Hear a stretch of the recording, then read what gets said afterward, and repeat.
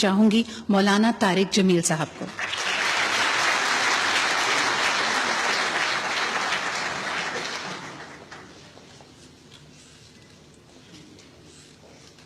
آ سکتا ہوں؟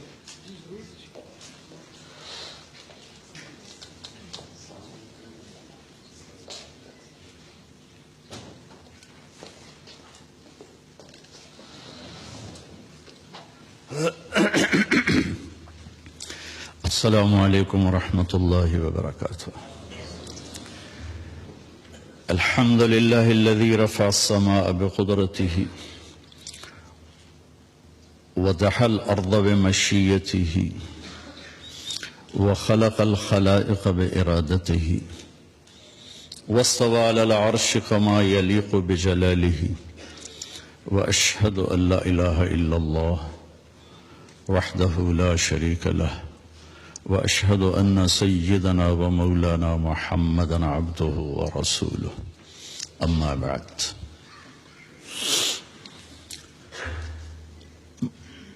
جناب محترم چیف جسٹس صاحب، میں نے ترتیب بدلی ہے، وزیر اعظم صاحب آپ کو دوسرے نمبر پہ لیا ہے کہ آپ کو اللہ پہلے نمبر پہ رکھتا ہے، میں نے بھی پہلے نمبر پہ رکھا ہے۔ اور جناب وزیر صاحب، انسان کی تخلیق دنیا کا سب سے عظیم پروجیکٹ ہے، سب سے عظیم۔ جب اللہ اس کائنات کا پروجیکٹ پیش کرتا ہے تو یوں کہتا ہے، ان ربکم اللہ الذی خلق السماوات والارض فی 6 ایام ثم استوى علی العرش یغشی اللیل النہار یطلبہ حثیثا والشمس والقمر والنجوم مسخرات بامرہ۔ یہ چند الفاظ میں اللہ نے پورے کائناتی پروجیکٹ کو جو ہمارے سامنے رکھ دیا ہے، پورا نقشہ بنا کے کہ زمین سے لے کر آسمان تک جو کچھ ہے تیرے اللہ نے کیسے بنایا، یہ اس آیات کا خلاصہ ہے۔ پھر آخر میں اپنی حکومت جیتا، الا لہ الخلق والامر، خالق بھی اللہ ہے اور مالک بھی اللہ ہے۔ پھر آگے اپنا تعارف کراتا، فتبارک اللہ رب العالمین، کہ برکت والا ہے کائنات کا مالک اور رب۔ اور جب اللہ صرف ایک انسانی پروجیکٹ کو بیان کرتا ہے تو اپنا تعارف اور طرح سے کراتا ہے، وہ پیش کرتا ہوں۔ صرف ایک انسان کی پیدائش، یہاں آسمان سے زمین، سورج، چاند، ستارے، سیارے کا میں رب العالمین ہوں۔ لیکن جب آپ صرف انسان کہے گا، وَلَقَدْ خَلَقْنَا الْإِنسَانَ مِنْ سُلَالَةٍ مِنْ طِينٍ، مٹی سے نکالا، ثم جعلناہ نطفۃ فی قرار مکین، پھر ماں کے پیٹ میں ٹھہرایا پانی بنا کے، ثم خلقنا النطفۃ علقہ، پھر اسے ایک جونک بنایا، فخلقنا العلقۃ مضغہ، پھر اسے ایک لوتھڑا بنایا، فخلقنا المضغۃ عظاما، پھر اس میں ہڈیوں کو پرویا، فکسونا العظام لحما، پھر اس پر گوشت کو چڑھایا، ثم انشأناہ خلقا آخر، پھر یہ شکل عطا فرمائی۔ کہاں؟ فی ظلمات ثلاث، 3 اندھیروں میں، یصورکم فی بطون امہاتکم خلقا من بعد خلق فی ظلمات ثلاث، 3 اندھیروں میں تمہارا رب تمہیں بناتا ہے۔ اب اپنا تعارف کراتا ہے، فتبارک اللہ احسن الخالق، کیا کہنے تیرے رب کے جو سب سے خوبصورت بنانے والا ہے۔ یہ تو قرآن ہو گیا، اب تھوڑا سا حدیث سے بتانا چاہوں گا کہ انسان کتنا عظیم پروجیکٹ ہے اور اس کے ساتھ کتنی عجیب اس بیچارے کو صورتحال سے گزرنا پڑ رہا ہے۔ یا ابن آدم جعلت لک قرارا فی بطن امک، میرے بندے ماں کے پیٹ میں ٹھکانہ میں نے دیا۔ وحولت وجہک الی ظہر لئلا تضرک رائحۃ الطعام، اور تیرے سسٹم اور تیری ماں کے پیٹ کے سسٹم کو جدا کر دیا تاکہ ماں کے پیٹ میں جو غلاظت جمع ہوتی ہے اس کی بدبو تجھے پریشان نہ کرے۔ وعلمتک الجلوس فی بطن امک فہل یقدر علی ذلک احد غیری، اور تجھے ماں کے پیٹ میں نے بیٹھنا، کھیلنا، چلنا، حرکت کرنا سکھایا، کیا تیرے رب کے سوا کوئی اور بھی یہ کر سکتا ہے؟ فلما ان تمت مدت اشہرک، جب تیرا دنیا میں آنے کا وقت آیا، اوحیت الی الملک الموکل بالارحام، ایک فرشتے کو بھیجا، فاخرجک علی ریشۃ من جناحہ، اس فرشتے نے پر پھیلائے اور اللہ تجھے ماں کے پیٹ سے لایا، خلقہ فقدرہ ثم السبیل یسرہ، کہ پھر تیرے رب نے تیرے آنے کا راستہ آسان کیا، اور جب تو آیا تو فرشتے کے پر پہ آیا، جب تو آیا تو لا لک سن تقطع، تیرے منہ میں دانت نہیں کاٹ سکے، ولا لک ید تبطش، تیرے ہاتھ میں طاقت نہیں تو پکڑ سکے، ولا لک رجل تمشی، تیرے پاؤں میں جان نہیں تو چل سکے، جب تو ایسا تھا کہ بول نہیں سکتا، پکڑ نہیں سکتا، چکھ نہیں سکتا، کاٹ نہیں سکتا، ادرت لک عرقین رقیقین ینبعان لک لبنا خالصا دافعا فی الشتاء وباردا فی الصیف فهل یقدر علی ذلک احد غیری، پھر جب تو ایسا بے بس تھا تو میں نے تیری ماں کی چھاتی سے دودھ کے چشمے نکالے جو تمہیں خالص دودھ پلاتے رہے، حولین کاملین، 2 سال تیرے لیے دودھ کے چشمے اللہ چلاتا رہا، کیا کوئی اور بھی ایسا کر سکتا ہے؟ فلما ترعرعت، اب آگے ایک چھوٹا سا گلہ سن لیں اللہ تعالیٰ کا، فلما ترعرعت، جب تو ایسے ایسے چلنے لگا، واشتد عضدک، اور تیرے بازو مضبوط ہو گئے، واشتد ازرک، تیری چھاتی بھی پھیل گئی، تو میرے سامنے جھکنے کی بجائے بارستنی بالمعاصی یا عبد سوء، تو میرے ہی خلاف کھڑا ہو گیا اور مجھے ہی للکارنے لگا، ہکذا جزاء من احسن الیک، جو اچھا کرے اس کے ساتھ یہ کیا جاتا ہے، مع ذالک، اس سب کے باوجود، ان سألتنی اعطیتک ومن استغفرتنی غفرت لک، تو جب ہاتھ اٹھائے گا میں تیری پوری کروں گا، تو جب مانگے گا میں تمہیں دوں گا، اور جب معافی مانگنے آئے گا سارے ہی معاف کروں گا، اور تو ساری دھرتی آسمان زمین کو بھر دے گناہوں سے، لو بلغت ذنوبک عنان السماء، اتنے گناہ کر کے آسمان کی چھت کو لگا دے، پھر صرف ایک دفعہ آدھی زبان سے کہنا یا اللہ معاف کر، تو غفرت لک ولا ابالی، میں تیرے سارے معاف کروں گا اور مجھے کوئی پوچھنے والا نہیں ہے۔ اب میں یہ بتانا چاہتا ہوں کہ اتنے بڑے پروجیکٹ کو پاکستان میں کن بنیادوں پہ پیدا کیا جا رہا ہے؟ یہ بچہ پیدا نہ ہویا تو سس مینو کی آکھے گی، اتنا بڑا پروجیکٹ ہے، اگر میں غلط کہوں تو مجھے وہیں ٹوک دیں، جی میرا بیٹا بیٹی پیدا ہوئی تو میری تو سس سے مینو نہیں چھڑنا، سال گزر گیا ہے، بچے کے عنوان نہیں، اب ساس کے شروع گئے تو ہے ہی، شروع تو یہ ہو جائے ان تو ہونا ہی کوئی نہیں، اب میاں بیوی پریشان ہو رہے ہیں، بچہ پیدا، کتنے بڑے پروجیکٹ کو پیدا کرنے کا سبب حضرت کہ سس کی آنکھیں گی تو سورا کی آنکھیں گا تو نندوئی کی آنکھیں گا، نندا کی آنکھن گیاں، یہ ایک بہت بڑا ظلم و ستم ہے بچے کے پیدا کرنے کا سبب۔ آپ دیکھیں میں دیہاتی آدمی ہوں، دیہات سے میرا تعلق ہے، یہ میرے دیہات کی پیدائش اسی پر ہو رہی، اور لڑکا کیا کہتا ہے اگر اولاد نہ ہوئی تو میرے دوست کہن گئی اس کے تو پلے ہی ککھ نہیں، یہ تو ہے ہی ویلا، لہذا وہ چڑھ جاتا ہے پھر حکیموں کے ہتھے، شبابہ ور گولیاں، لگتا ہے پورا پاکستان ہی بیمار ہے، سورے پاکستان کی دیواروں پہ لکھا ہوا ہے شبابہ ور گولیاں۔ تو دوسرا سبب کیا ہے جو میں دیہات کا بتا رہا ہوں، میں دیہاتی ہوں، کہ 5 پتر ہو گئے نا بس مینو پھر کوئی پرواہ نہیں، کما کے لے آون گے مینو کھواون گے، مزدور آدمی، غریب آدمی، اسے کوئی پریشانی نہیں ہے کہ بچے 2 یا 6 یا 50، وہ کہتا جتنے زیادہ اتنے ہی ٹھیک ہے کیونکہ میری مزدوری بنے گی اور میرا گھر چلے گا۔ تو وہ کہتا ہے جتنے آ جاون اتنے مزدور، 5 بچے 5 مزدور، 10 بچے 10 مزدور۔ ابھی چند دن پہلے وہ ایک ہمارے گاؤں کے 10 بچے ہو گئے آدمی کے، میں نے کہا اپنی بیوی دا آپریشن کرا، اگر جو آدھی میں نہیں کریں دی تو اپنا کرا۔ تو میں حقائق پہ بول رہا ہوں کہ انسان کتنا قیمتی ہے، میں نے آپ کو قرآن سے بتایا میں نے آپ کو حدیث پاک سے بتایا. لیکن پاکستان میں اس پروجیکٹ کو بنانے پر کتنا بڑا ستم ہے. سبب کیا ہے؟ ساس کی آنکھیں گی، سورا کی آنکھیں گا، میرے دوست منو کی آنکھیں گے تو پلے کچھ نہیں ہے. اور غریب کیا کہتا ہے؟ 10 کٹھے ہو جاؤں گے، دیہڑیاں کر کے لے آؤں گے میری روٹی. مالدار طبقہ کیا کہتا ہے؟ میری جائیداد کا وارث پیدا ہو جائے. میری جائیداد کہاں جائے گی؟ میں نے اتنے بنائے، میرے اتنے پروجیکٹ، میری اتنے ملے، ان کا وارث کون ہوگا؟ اگر کوئی بچہ نہ ہوا تو پھر وراثت کوئی اور لے جائے گا، وراثت دوسرے لے جائیں گے. تو ان ساری چیزوں کے پیچھے جو سبب ہے جناب عزت مآب وہ جہالت ہے. آپ کانفرنس کر رہے ہیں اسلام آباد میں، مسئلہ درپیش ہے پنجاب، سندھ، کے پی کے اور بلوچستان کے دیہاتوں کا کہ وہ لوگ ان تک علم پہنچا ہی نہیں. اور میرے رب نے اپنے حبیب کو کہا الم نشرح لک صدرک وعلمک ما لم تکن تعلم. میرے محبوب، میں نے آپ کو کتنا بڑا علم دیا کہ آپ کا سینہ کھول دیا، اور میں نے آپ کو وہ بتایا جو آپ جانتے نہیں تھے. میں نے آپ کو اتنا دیا، اتنا کسی کو نہیں دیا. الم نشرح لک صدرک. پھر اللہ اپنے نبی سے کہہ رہا ہے وقل رب زدنی علما.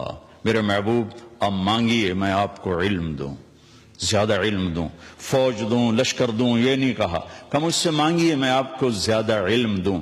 پہلی وحی میرے رب کی میرے نبی پر اتری اور سمت کو پیغام دے گے اقرا بسم ربک الذی خلق خلق الانسان من علق اقرا وربک الاکرم الذی علم بالقلم علم الانسان ما لم يعلم.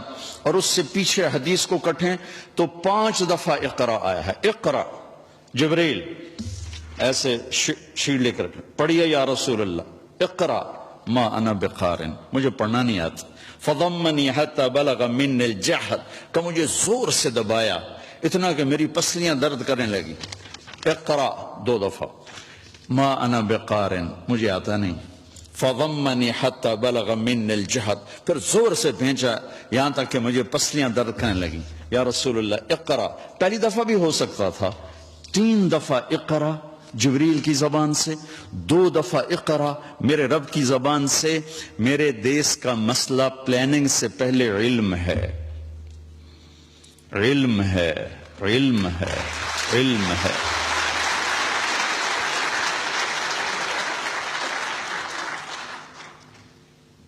میں ابراہیم علیہ السلام کی ایک دعا، ساری حکومت بیٹھی ہوئی ہے، یہ سارے معزز قاضی صاحبان بیٹھے ہوئے ہیں. ایک دن کا عدل طارق جمیل کی 60 سال کی بندگی سے بہتر ہے. ایک دن کا عدل، ایک دن کا عدل. عدل یومن، عدل یومن، عدل سنہ نہیں، سال کا نہیں، 6 ماہ کا نہیں، ایک دن کا عدل. میرے جیسا آدمی بیٹھا ہوا ہے، بخاری شریف پڑھا رہا ہے، مسجد میں نماز پڑھا رہا ہے، بچوں کو درس دے رہا ہے، اور ایک چیف جسٹس ہے. خسا صاحب اور میں گورنمنٹ کالج میں اکٹھے تھے، ان کو یاد نہیں ہوگا، مجھے یاد ہے. ذرا انہیں یاد ہو کہ نہ یاد ہو. تو عزیز اللہ نیازی صاحب شاید آپ کی یادداشت میں ہوں. تو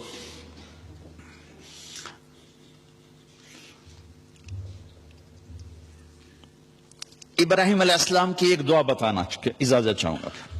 ابراہیم علیہ السلام نے جب مکے کی بنیاد رکھی تو 3 دعائیں مانگی. یہ 3 دعائیں کسی بھی فلاحی ریاست، مجھے یہ اینکر کرنے لگا کہ سوال جواب میں نا کہ کیا وزیر اعظم صاحب پاکستان کو فلاحی ریاست مدینے والی بنا دیں گے؟ میں نے کہا بنانے والا تو اللہ ہے، ہم تو تنکا بھی نہیں اٹھا سکتے اپنی طاقت سے. ہاں حکمران کی نیت کا اثر ضرور پڑتا ہے. اگر اور یہ پہلا حکمران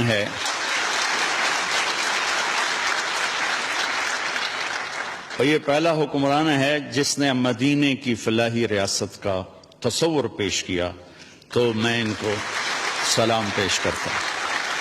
تو اب کرے گا تو اللہ. چونکہ مولانا روم نے ایک حکایت لکھی ہے کہ بادشاہ شکار کو نکلا، راستہ بھٹکا تو باغ میں پہنچا، پیاس لگی تھی تو مالی سے کہا انار کا باغ تھا بھائی جوس پلا دے. اس نے ایسے نچوڑا ایک انار تو پورا گلاس بھر گیا. تو بادشاہ کے دل میں آیا کہ اس پر تو ٹیکس لگنا چاہیے، یہ ٹیکس فری کیوں ہے؟ تو اس نے کہا ایک اور پلا. اس نے دوسرا نچوڑا تو گلاس آدھا ہوا. تو بادشاہ نے کہا پہلے بھر گیا اب آدھا. کہنے لگا یہ لگتا ہے بادشاہ دی نیت خراب ہو گئی ہے. تو بادشاہ نے دل ہی دل میں کہا یا اللہ میری توبہ، میں نے ٹیکس لگا تھا. کہا بھائی ایک اور پلا. اس نے پلایا تو پھر پورا بھر گیا. تو اس نے کہا اب کیوں پورا بھر گیا؟ کہا جی لگتا ہے نیت ٹھیک ہو گئی ہوگی. تو بادشاہوں کی یعنی اہل حکومت کی نیت کا اثر ہوتا. یہ پہلا شخص ہے جس نے کہا میں اسے فلاحی مدینہ کی فلاحی ریاست بناؤں گا. اللہ انشاءاللہ بنائے.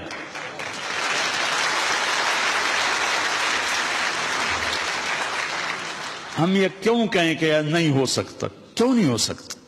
انما امرہ اذا اراد شیئا ان یقول له کن فیکون فسبحان الذی بیدہ ملکوت کل شیء والیہ ترجعون. جب کرنا اللہ نے ہے تو طارق جمیل کیا اور عمران خان کیا؟ نیت ہماری دیکھے گا، ہمارا جذبہ دیکھے گا. تو میں ابراہیم علیہ السلام کی دعا میں 3 بنیادیں ہیں، ان 3 بنیادوں کو اٹھایا جائے گا تو یہ ذیلی مسئلے خود بخود حل ہوتے چلے جائیں گے. جب وہ بنیاد ڈالی تو کہا وَإِذْ قَالَ إِبْرَاهِيمُ رَبِّ اجْعَلْ هَذَا الْبَلَدَ آمِنًا.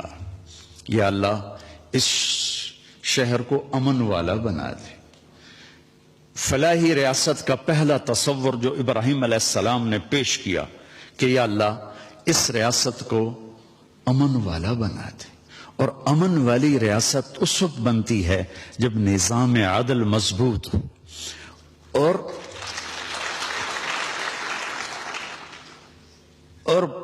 پولیس مضبوط ہو. پولیس پر سیاسی لوگوں کا جب تک تسلط رہے گا نظام لوگوں کو انصاف نہیں مل سکتا. اور قانون آپ کے جج حضرات سے سنا ہے کہ ہمارا قانون بہت کمزور ہے، بہت کم سالوں گزر جاتے ہیں ایک کیس کا فیصلہ ہوتے ہوئے. اس میں کیا کرنا چاہیے؟ یہ سارے فاضل جج صاحبان یہ بہت بڑی ہمارے پاس اللہ کی نعمت ہیں، ان کے ذمہ جو کام نہیں وہ بھی کرتے رہتے ہیں. سبحان اللہ. سلام ہے آپ کو. تو پہلی بات کہ یا اللہ اس بستی کو امن والی بستی بنا دے. دوسری بات وَارْزُقْهُم مِّنَ الثَّمَرَاتِ لَعَلَّهُمْ يَشْكُرُونَ. یا اللہ اس ملک والوں کو، اس دیس والوں کو پھل کھلا. روٹی نہیں آکھیا، پھل کا وہ کہتے ہیں جب معیشت مضبوط ہوتی ہے، اکانومی جب مضبوط ہوتی ہے. تو دوسری چیز فلاحی ریاست کی وہ معیشت ہے.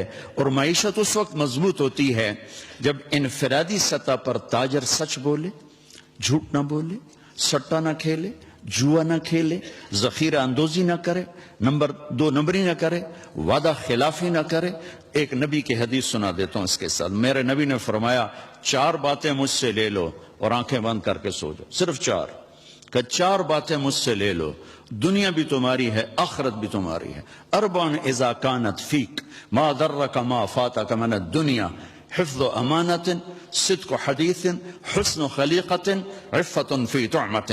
میرے نبی نے فرمایا 4 باتیں سیکھ لو، چاہے اس ایوان میں ہو اور چاہے وہ تھر پارکر میں ہو اور چاہے چولستان میں ہو اور چاہے مدینہ میں ہو چاہے نیو یارک میں ہو. 4 باتیں مجھ سے لے لو. حفظ و امانت، کبھی کسی کو دھوکہ نہ دینا، سبحان اللہ، دیانتداری.